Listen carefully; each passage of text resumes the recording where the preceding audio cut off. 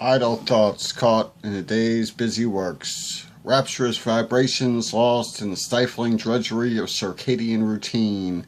Middle America's clones, homegrown in ordered, neatly cropped rows, doing their civic duty in Baroque formations, drenched in the mammalian exhilaration of their own patriotism, steeped in the ultra-macho idiom, an old boys' club fought for by the young, a collateral flesh currency, all dressed up and ready for death in unknown hostile terrains, all losses charged to the game by their unscrupulous handlers, uber-wasp sentries guarding what they see as a sacred way of life, the only way really, old boy.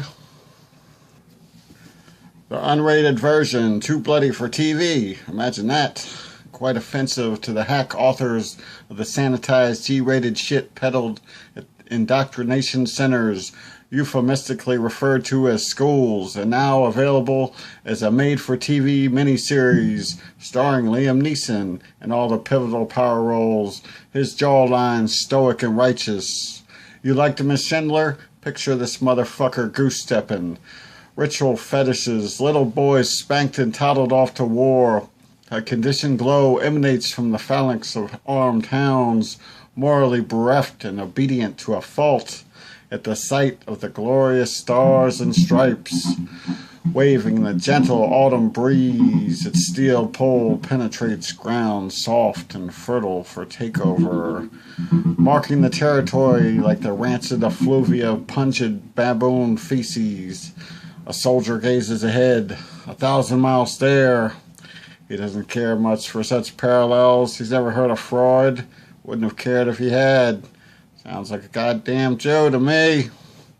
Don't bother to tell him the U.S. is Israel's big brother. My bombs don't discriminate, Hoss. Rebuttals are useless in the politics of a zero-sum game. The big-time players try to buy their way out. Everything, and I do mean everything, has a price tag dangling with conspicuous intent, my dear boy.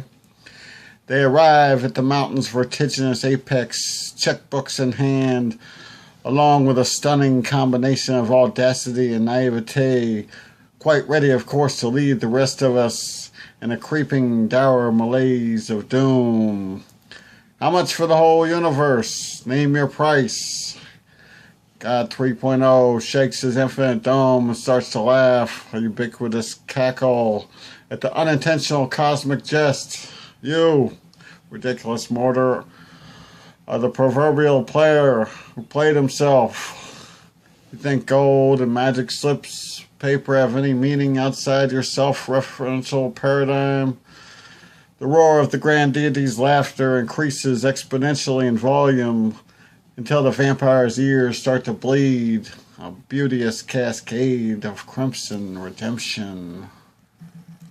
From whence inspiration comes, who knows? Blake's Archangel Gabriel, assorted saints, muses, and deities, winding through in a kind of family tree of hope, or an alien signal spanning light years, traversing space in a subdued arc, striking unsuspecting avatars, suffering from temporary artistic constipation, precipitating sublime moments of cognition, messages of creation, the author of which having long since perished by the time of the signal's receipt, a star blinking out, just one among millions of celestial lights destined for anonymity.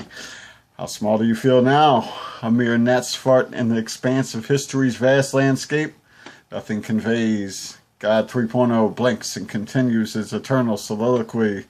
The vampiric Wall Street player, another in a long line of Morgans, basks in the aura of royalty and courts electronic currency expressed in notations of pure information, binary credits and debits. 1 equals life, 0 is death. A rational mask fits uneasily on this one, as the crown lies heavy, his coveted bejeweled scepter ready to smite anything too weak to even register contempt on the unfeeling instruments of his skewed cosmology. Try as he might, he can't freeze time, or nature's dissolute fury. Earthquakes shattering Richter scales, ice caps slowly drip, ensuing floods. The quantum universe spreads wide and sensuous. What now? The poet serenely advises the befuddled masses stretch minds daily for maximum effect, exercise optional thoughts, shock memory muscles. A ponderous shadow moves across his brow as darkness occludes the royal's heady view.